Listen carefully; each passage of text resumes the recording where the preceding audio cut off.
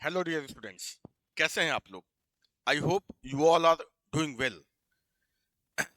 और जैसा कि आपको पता है, हमारी एमसीक्यूज की सीरीज चल रही है पॉलिटी की, राइट। और आज हम आपके लिए लेकर आए हैं द टॉपिक प्रेसिडेंट। और ये प्रेसिडेंट टॉपिक का पार्ट 2 है। इसका पार्ट 1 हम पहले ही कर चुके हैं, राइट। तो पार्ट 2 में देखते हैं। बेसिकली इसमें हम प्रेसिडेंट के फंक्शन वगैरह उसके एमसीक्यू सॉल्व करेंगे। और these MCQs are very very important, right. तो चलिए शुरू करते हैं।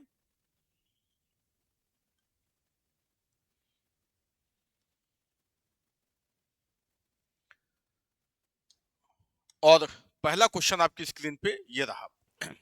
In the case of the vacancy arising from any cause other than the expiry of the term of president, ठीक है, in office in term of the in term of the president in office, an election to fill the vacancy must be held. Okay, ये question में पूछ क्या रहा है। in case of a vacancy arising from any cause other than, right. So here keyword is other than, any cause other than the expiry of the term of the president. अब देखो, president का tenure कितना होता है, 5 year, right. तो 5 year के बाद उसका टर्म वैसे ही एक्सपायर हो जाएगा। तो ये कह रहा है कि other than expiry of the term, other than expiry of the term क्या हो सकता है। मतलब एक तो प्रेसिडेंट तब अपने ऑफिस से जाएंगे जब उनका टर्म खत्म हो जाए, right, term of the 5 year. तो एक तो वो है। और क्या क्या हो सकता है, मान लो प्रेसिडेंट को इम्पीच कर दिया जाए, प्रेसिडेंट रिजाइन कर दें, ओके, या उनके इलेक्शन को इनवैलिड कर दिया जाए। तो ये सारे फैक्टर भी हो सकते हैं to generate a vacancy in the office of the president, right. इनकी वजह से भी प्रेसिडेंट के ऑफिस में वैकेंसी हो सकती है। और ये क्वेश्चन ये पूछ रहा है कि expiry of the term, apart from the expiry of the term, if vacancy generated due to other reasons, then uh, the election to fill the vacancy must be held in. तो उस vacancy को fill करने के लिए कितने समय में election हो जाना चाहिए, राइट। ये है पहला ही ऑप्शन, इसका सही है, within 6 months from the date of occurrence of the vacancy, right. तो here option A is the right answer. और इसमें ये क्यों इतना एम्फेसाइज किया गया other than the expiry of the term, क्योंकि अगर नॉर्मल तरीके से प्रेसिडेंट का टेन्योर फिनिश हो रहा है, राइट, अगर वो अपना टर्म फिनिश करके जा रहे हैं, तो उनके ऑफिस छोड़ने से पहले नया जो प्रेसिडेंट है वो आ जाएगा। मतलब प्रेसिडेंट की एक्सपायरी, जो उनका टर्म फिनिश होता है, उसके 2 महीने पहले से इलेक्शन का प्रोसेस शुरू हो जाता है, राइट। तो क्योंकि ये तो पहले से कैलकुलेटेड है ना कि प्रेसिडेंट का टर्म कब फिनिश होने वाला है, बट कुछ अनफॉर्चूनेट सर्कमस्टांसेस आ गई जो पहले से सोच नहीं रखा था, जैसे प्रेसिडेंट का अनफॉर्चुनेट डेथ हो जाए, राइट, या फिर आ, उनको इम्पीच कर दिया जाए, वो रिजाइन कर दें। अगर इस तरीके का कुछ अनफॉर्चूनेट सर्कमस्टांसेस आ गई, तो फिर प्रेसिडेंट का इलेक्शन, तब तो फिर क्या होगा, पहले तो वाइस प्रेसिडेंट वो प्रेसिडेंट की जिम्मेदारी संभालेंगे, राइट। और विद इन 6 months नए प्रेसिडेंट का इलेक्शन करा दिया जाएगा। So here right answer is option A, within 6 months। Next question देखते हैं।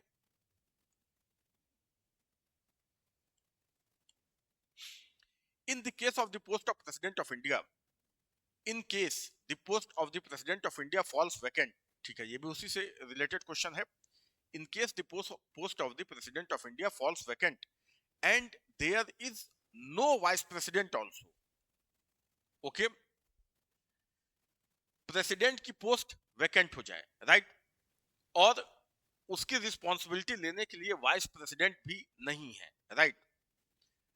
Who among the following would be the acting president, फिर एक्टिंग प्रेसिडेंट कौन बनेगा, राइट।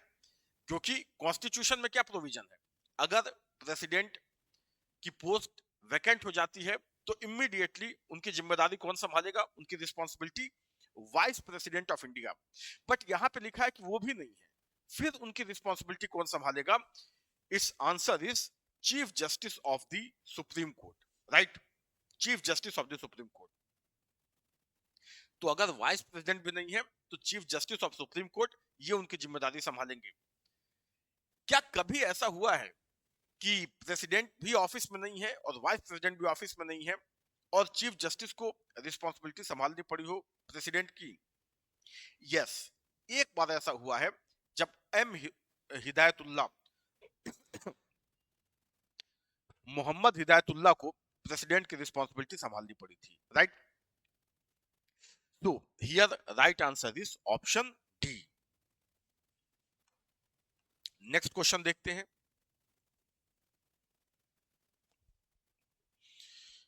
थोड़ा गला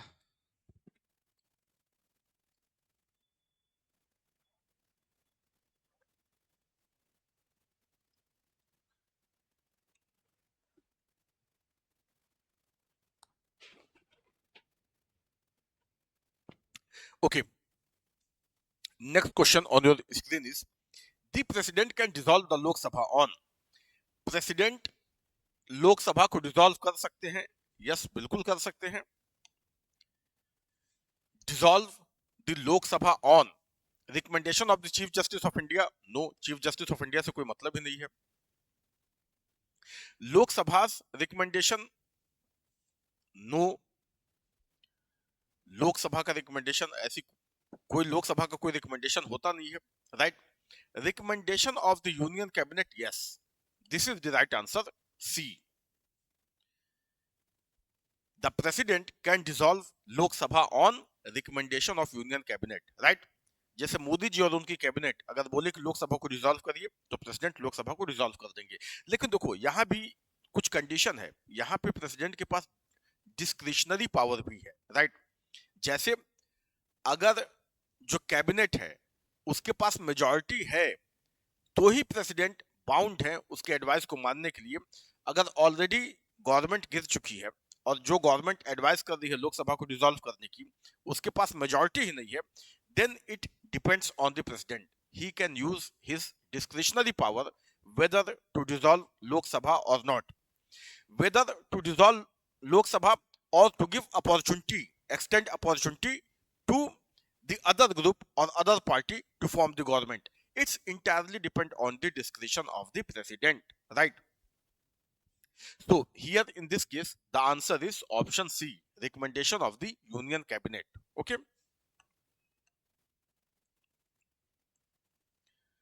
next question on your screen is the joint sitting of the Lok Sabha and Rajya Sabha under Article 108 is summoned by. Joint sitting कौन समन करता है? It's president. Answer D. Joint sitting is always summoned by the president, right? उसको president ही समन करते हैं। और आज तक after independence जो हमारी कॉन्स्टिट्यूशनल हिस्ट्री है उसमें आज तक केवल 3 बार ही ज्वाइंट सिटिंग समन की गई है, राइट? अभी तक केवल 3 बार ही ज्वाइंट सिटिंग समन की गई है। तो उसको कौन करता है? Under article 108 it is summoned by the president, right? Obviously on the recommendation of the cabinet, ये तो हमेशा रहेगा on the recommendation of the council of minister, right? Next question on your screen is which one of the following statement about the president of India is not correct? अच्छा, not correct, क्या सही नहीं है India के president के बारे में इनमें से? Out of this four statements देखते हैं। He is the constituent part of the parliament, बिल्कुल सही है, he is the constituent part of the parliament. Next question is he participates in the discussion in the both houses, second वाला ही गलत है। President कभी भी he is the constituent part of the parliament, this is true, but he never participate in this session, parliamentary session, he never part in the discussion, right? वो कभी भी discussion में participate नहीं करते हैं। प्रेसिडेंट केवल एक ही ओकेजन पे दोनों हाउस की ज्वाइंट सिटिंग को वो एड्रेस करते हैं। वो साल का जो पहला सेशन होता है बजट सेशन, उसके पहले दिन he address the both the houses of the parliament sitting together, right? तो ये गलत है बी। तो हमें सही आंसर तो मिल ही गया। बाकी he address the joint sitting of both the houses every year, जो भी अभी बात में एक्सप्लेन कर रहा था। Yes it is true, he can promulgate ordinance in certain situation. Yes ये भी सही है। Here the right answer is option B, this statement is not true about the president, right. So next question on your screen is,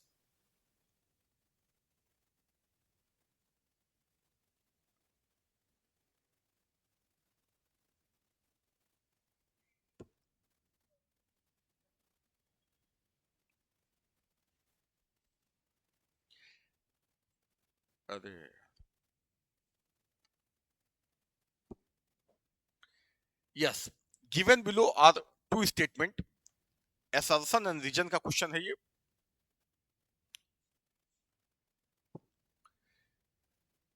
The president is the part of the parliament. Yes, अभी हमने discuss किया he is the part of the parliament and R is a bill passed by the two houses of the parliament cannot become a law without the assent of the president. Both the statement are true, right? Both the statement are true and R is the correct explanation of A. By president parliament का constituent part होता है। क्यों constituent part होता है? Parliament की primary duty क्या है? What is the primary responsibility of the parliament? The primary responsibility of the parliament is to formulate a law, to legislate, to make a law, right. और law incomplete है without the assent of the president. Parliament के दोनों houses से कोई law पास हो जाए, कोई bill pass हो जाए, वो तब तक लॉ नहीं बनेगा। दोनों हाउसेस ने पास कर दिया with required majority, still it cannot be considered as law unless it is assented by the president, right?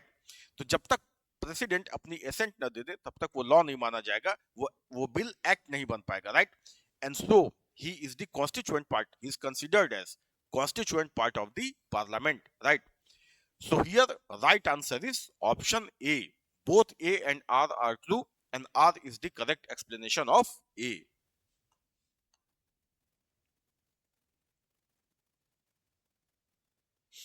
Next question on your screen is this. Who among the following presidents exercise power which is pocket veto in the constitutional terminology? Right. ठीक है। यहाँ 4 presidents के नाम दिए हुए हैं और इनमें से किसने पॉकेट वीटो का यूज किया था? Its answer is option C, Giani Zail Singh. इन्होंने पॉकेट वीटो का यूज किया था। कब यूज किया था? In post office amendment bill, right. Post office amendment bill में जो राजीव गांधी गवर्नमेंट ने पास किया था, इस बिल को उन्होंने इसमें पॉकेट वीटो का यूज किया था। मतलब इस बिल को अपने पास होल्ड करके रख लिया था। उनका टेन्योर खत्म हो गया, फिर भी ये बिल प्रेसिडेंट के टेबल पे पड़ा रहा और फाइनली ये बिल लैप्स भी हो गया, क्योंकि इसके बाद नेक्स्ट प्रेसिडेंट आए आर वेंकट रमन और उन्होंने गवर्नमेंट से पूछा भाई इस बिल का क्या करना है, और गवर्नमेंट ने कहा कि आप इसे ड्रॉप कर दीजिए, राइट। सो ज्ञानी जैल सिंह ने पॉकेट वीटो का यूज किया था in context of post office amendment bill. Next question on your screen is, under which article of the Indian Constitution the President of India enjoys power to withhold his assent? Okay, power to withhold his assent to any bill passed by both the houses of the parliament. Assent से related, president के assent से related जो भी चीजें हैं वो article 111 में deal की गई हैं, right. So article 111 is all about the assent given by the president, right, to the bill passed by the parliament. So it is article 111. Right answer of this question is option D. Next question on your screen is, under which of the following article of the Constitution the President of India has been empowered to promulgate an ordinance? Very simple question. Question में ये पूछ रहा है कि किस article में ordinance की बात की गई है। मतलब प्रेसिडेंट कैन इशू ऑर्डिनेंस किस आर्टिकल में डिस्कस किया गया है? So very factual question, its right answer is option B, article 123। Article 123 में ऑर्डिनेंस की बात की गई है। The president can issue ordinance under article 123। Ordinance क्या होता है?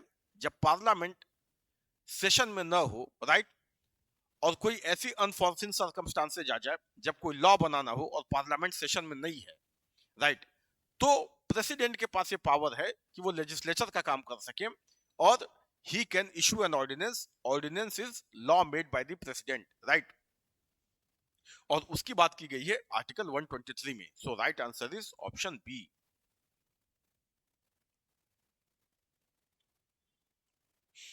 Question number 10 is who among the following is appointed by the president? Is appointed, इनमें से प्रेसिडेंट किसे अपॉइंट करते हैं? Attorney general of India, yes, इन्हें करते हैं। C and AG, controller and auditor general, yes, इन्हें भी करते हैं। Governor, all of the above.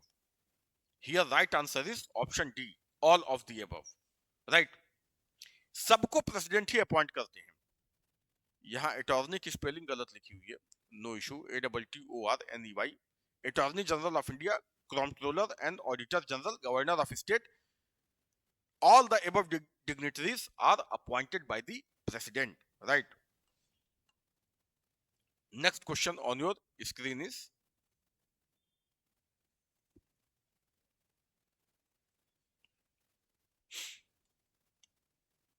which article of the Indian Constitution empowers the president to consult Supreme Court? Okay,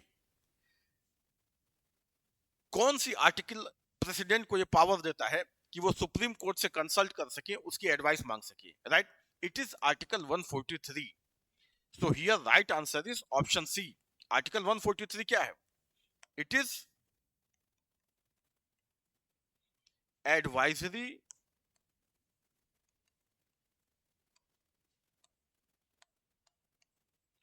jurisdiction of Supreme Court, right? Advisory jurisdiction of Supreme Court. Under this article, President can seek advice on any constitutional matter or even pre-constitutional matter from the Supreme Court, right? हालांकि यहाँ supreme court advice दे ही, अगर एक बार president उससे advice मांगे, ऐसा कोई compulsion नहीं है सुप्रीम कोर्ट के ऊपर। वो एडवाइस दे भी सकता है, देने से मना भी कर सकता है, और प्रेसिडेंट के ऊपर भी ऐसा कोई कंपल्सन नहीं है कि वो सुप्रीम कोर्ट ने जो एडवाइस दिया उसे एक्सेप्ट करें, उसे फॉलो करें, राइट? तो लेकिन कन्वेंशन जो है, कन्वेंशनली प्रेसिडेंट नॉर्मली जब एडवाइस मांगते हैं तो सुप्रीम कोर्ट एडवाइस देता है और नॉर्मली उसे फॉलो भी किया जाता है, right, as a convention. Otherwise it is not a compulsion.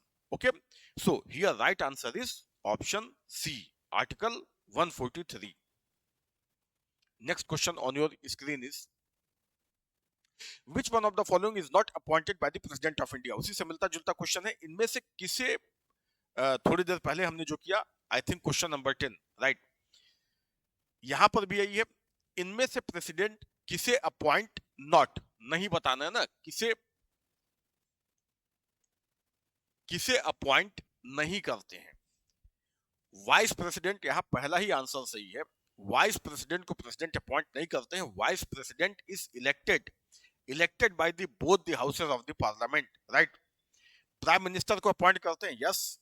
Governor, yes. Chief election commissioner, yes.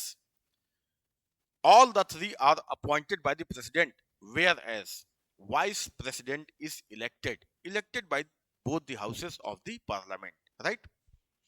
So here right answer is option A. Next question is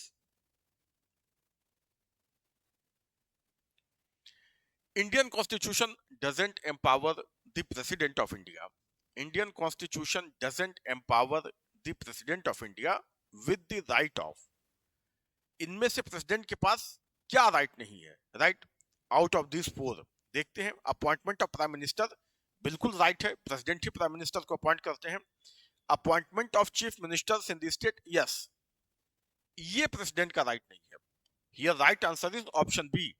Appointment of chief ministers in the state are made by governor, governors of the state, governor of the respective state, right. PM को president appoint करते हैं और governor को CM को governor appoint करते हैं, right. So here right answer is option B, being the supreme commander of defense force. Yes, it is right, president is the supreme commander of defense force. Executing emergency in any part of the country. Yes, option D is also right. ये सब president के बारे में सही है, बस ये power क्या नहीं है ये बताना है। So option B is the right answer, CM को प्रेसिडेंट अपॉइंट नहीं करते। Next question is the president of India does not have the right to, इनमें से क्या राइट नहीं है प्रेसिडेंट का, देखते हैं। गिव पार्डन बिल्कुल राइट है, अंडर आर्टिकल 72, राइट। प्रेसिडेंट के पास मतलब आप मर्सी पिटिशन फाइल कर सकते हैं, वो क्षमा दे सकते हैं, he has the pardoning power. Remove a जज ऑफ द सुप्रीम कोर्ट, ये पावर नहीं है। B, declare emergency, yes he can declare emergency. Pass ordinance, yes he can pass ordinance, अभी हमने डिस्कस किया under article 123, right. Remove the जज of Supreme Court, president directly किसी जज को रिमूव नहीं कर सकते, जज of the Supreme Court are removed by the parliament, right. बाद में उनका सिग्नेचर लगता है, एसेंट होता है, बट वो सीधे रिमूव नहीं कर सकते, उसके लिए रिजोल्यूशन पास करना पड़ेगा from both the houses of the parliament, right. So B is the right answer.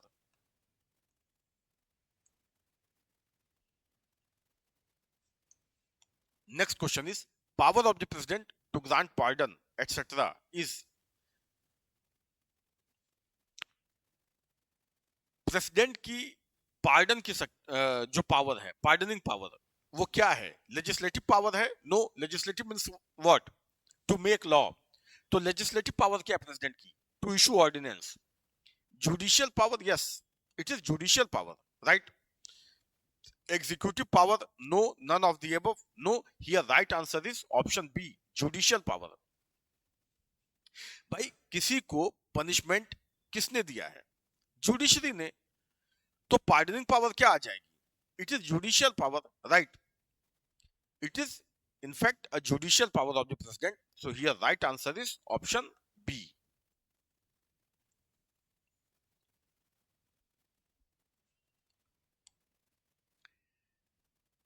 Next question is which of the following type of authority are attributed to the president of India? President के पास कैसी authority होती है इनमें से? Right, real and popular, no. इससे last session में हमने डिस्कस किया था कि president is just a nominal head. India has a parliamentary form of government, parliamentary political system, और यहाँ रियल पावर प्राइम मिनिस्टर और उनकी काउंसिल ऑफ मिनिस्टर के पास होती है। President is just a nominal head, right. So पहला option तो गलत है। Titular and de jure, yes ये सही है। टिटुलर मतलब फॉर्मल, नाम मात्र का, ठीक है। De jure means same thing, both are same thing, बस दिखावे का, right. There are two type of power, de jure and de facto. De facto means real power, de jure means nominal power, right, on paper but not exactly. So second is right. Political and nominal. Political no. Constitutional and nominal yes. Constitutional power है, constitution ने तो president को power दिए हैं, but those power are nominal. So yes, 4 is also right, constitutional and nominal. Okay, तो इनमें से क्या सही है? Second and fourth. Yes, option D is the right answer, second and fourth. Here right answer is option D.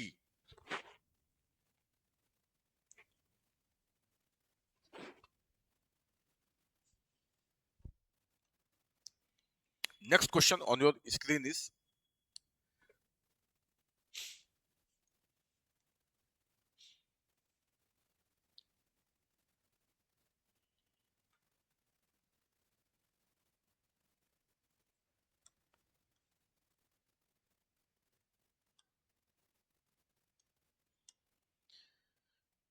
who prepare the president's addresses to the parliament? Right. मैंने अभी थोड़ी देर पहले डिस्कस किया कि president he addresses parliament every year on the first day of the budget session, first session of the parliament, that is budget session, right? और जो उनकी address होती है वो स्पीच क्या वो खुद अपने मन से बोलते हैं? नो। क्वेश्चन में यही पूछा है कि उस स्पीच को कौन प्रिपेयर करता है जो प्रेसिडेंट को पार्लियामेंट में देनी होती है, to both the houses of parliament. He addresses both the houses of the parliament sitting together, Lok Sabha and Rajya Sabha, on the first day of first session of the parliament which is budget session, right? वो speech कौन बनाता है? The speech is prepared by the central cabinet, right? उसमें वो government की programme और policies की ही बात करते हैं और वो स्पीच उन्हें दी जाती है सेंट्रल कैबिनेट की तरफ से, right? So here right answer is option D.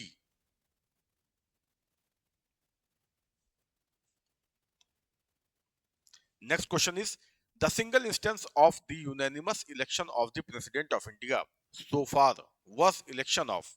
Okay, question क्या पूछ रहा है कि ऐसा कब हुआ जब कोई प्रेसिडेंट यूनानिमसली मतलब अनऑपोज्ड इलेक्ट हो गया। यूनानिमसली मतलब उनके अगेंस्ट कोई था ही नहीं, जिसे बोलते हैं सर्वसम्मति से, यूनानिमसली अनऑपोज्ड, राइट? ऐसा केवल एक बार हुआ, केवल एक बार हुआ in the history of presidential election. और कब हुआ? In the election of Neelam Sanjiva Reddy, right?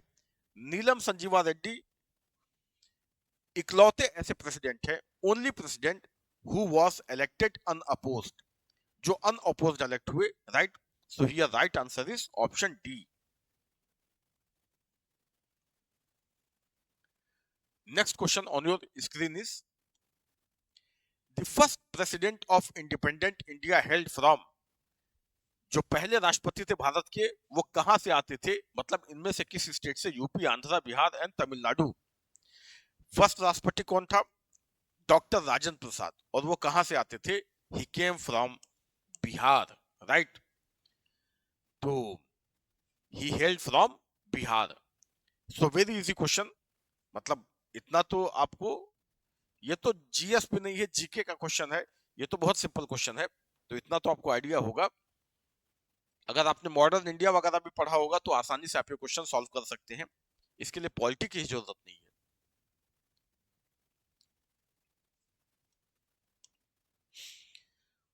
Which president of India completed 2 successive term? Okay, question पूछ रहा है कि कौन सा प्रेसिडेंट, कौन सा इंडिया का प्रेसिडेंट ऐसा था जो 2 बार सक्सेसिव, 2 कंसेक्यूटिव टर्म जिसने कंप्लीट किए, राइट? मतलब 2 बार लगातार राष्ट्रपति रहा। इससे पहले वाले सेशन में हमने डिस्कस किया था कि under article 57 there is no limitation on the reelection of the president. वो जितनी बार चाहे री इलेक्ट हो सकता है, ऐसा कोई लिमिटेशन नहीं है कि उन्हें 1 या 2 टर्म के लिए ही प्रेसिडेंट। तो कोई ऐसा प्रेसिडेंट है क्या जो 1 से ज्यादा बार रहा हो? Yes, one and only president who completed 2 successive term is doctor Rajendra Prasad, right? Option B. एक ही राष्ट्रपति ऐसे रहे जो 2 बार लगातार रहे। And who is that president? The first president of India, doctor Rajendra Prasad, right?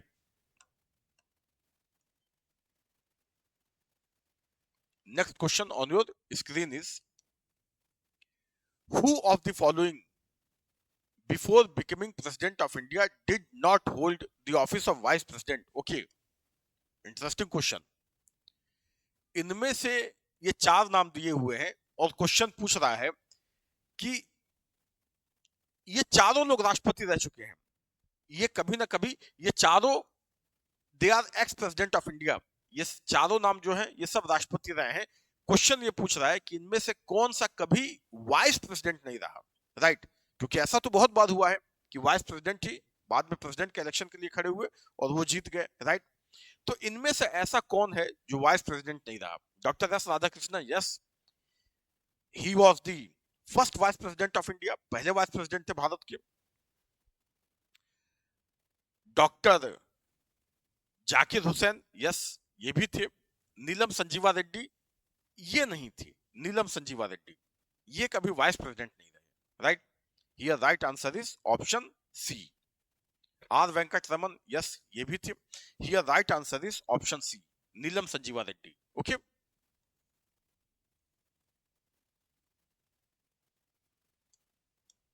next question is, which of the following Indian president also served as speaker of Lok Sabha? Okay, इनमें से कौन सा प्रेसिडेंट ऐसा है जो लोकसभा का स्पीकर रह चुका है? देखो ये क्वेश्चन, ये बिल्कुल फैक्चुअल क्वेश्चन है, अगर आपको नहीं आते हैं तो फिर आप इसे सही नहीं कर पाएंगे, राइट। तो मैं इसीलिए इन क्वेश्चंस को मैंने सेलेक्ट किया है कि इसी बहाने आपको ये सारे फैक्ट मिल जाएंगे, राइट, ताकि कभी बाय चांस आ जाए तो ये एटलीस्ट ऐसे क्वेश्चंस आपसे गलत ना हो जो बिल्कुल इंफॉर्मेटिव नेचर के हैं। इनमें से कौन से प्रेसिडेंट लोकसभा के स्पीकर रहे हैं? Doctor Fakhruddin Ali Ahmed, Shankar Dayal Sharma, Zakir Hussain and Neelam Sanjiva Reddy. It's option is D, Neelam Sanjiva Reddy. ये लोकसभा के स्पीकर रह चुके हैं, right, Neelam Sanjiva Reddy. Next question on your screen is, who among the following chief justices of India acted as the president of India? हाँ, ये तो मैंने थोड़ी देर पहले आपको बताया, एक क्वेश्चन को एक्सप्लेन करते समय मैंने आपको बताया था। क्वेश्चन ये पूछ रहा है कि इनमें से कौन सा चीफ जस्टिस उसने प्रेसिडेंट का भी चार्ज संभाला था? ऐसे केवल एक ही चीफ जस्टिस है, right, only one chief justice. और कौन है वो? M Hidayatullah, M Hidayatullah, right. इन्हें प्रेसिडेंट का चार्ज संभालना पड़ा था फॉर फ्यू डेज, राइट। तो केवल यही एक प्रेसिडेंट है, चीफ जस्टिस है जिन्होंने प्रेसिडेंट का चार्ज संभाला था, M Hidayatullah, right.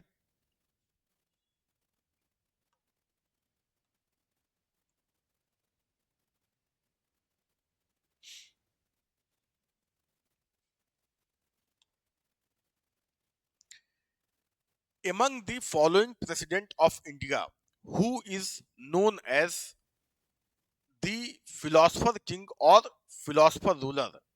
Very interesting. ये पहला ही आंसर इसका सही है, डॉक्टर राधा कृष्णन, राइट। इनको कहा जाता था फिलोसफर रूलर और philosopher king. In fact doctor S Radha Krishnan, he was the professor of the philosophy, वो फिलोसफी के प्रोफेसर भी रह चुके थे, राइट, और टीचर थे, प्रोफेसर, राइट। और उन जो उनकी बर्थ एनिवर्सरी है, जो उनका बर्थ डेट है 5 सितंबर, उस दिन हम क्या मनाते हैं? Teachers day, right. तो डॉक्टर राधा कृष्णन, इन्हीं को कहा जाता है फिलोसफर किंग और philosopher ruler, right. In fact he was philosopher himself, वो खुद भी फिलोसफी के प्रोफेसर ही थे। Next question is, Rashtrapati Bhavan was designed bye, जो राष्ट्रपति भवन है वो किसने डिजाइन किया है? Who was the architect of president house? It is Edwin Lutyens, right, Edwin Lutyens, sorry, Edwin Lutyens, right, Edwin Lutyens. In fact not only president house, केवल राष्ट्रपति भवन ही नहीं, जो उसके सामने north block, south block, parliament, India gate, वो जो पूरा area है, राइट, वो सब लुटियंस ने ही डिजाइन किया है। उस समय जबकि ये बात है, वर्ल्ड का टॉप आर्किटेक्ट था, और वो जो दिल्ली का वो एरिया है जो इसने डिजाइन किया है, उसे आज भी उसे हम यही बोलते हैं, लुटियंस जोन्स, राइट, जहां पे राष्ट्रपति भवन है, पार्लियामेंट है, जो हमारी ओल्ड वाली पार्लियामेंट थी, और नॉर्थ ब्लॉक, साउथ ब्लॉक, उसे हम लुटियंस जोन्स ही बोलते हैं आज भी, right. So it is Edwin Lutyens. Le Corbusier, इन्होंने चंडीगढ़ को डिजाइन किया था। बस मुझे याद आया तो मैंने आपको बता दिया, ये भी किसी एग्जाम में पूछ भी चुका है। So he was the planner of Chandigarh, right? Chandigarh too is a planned city. Okay, he was the French Le Corbusier.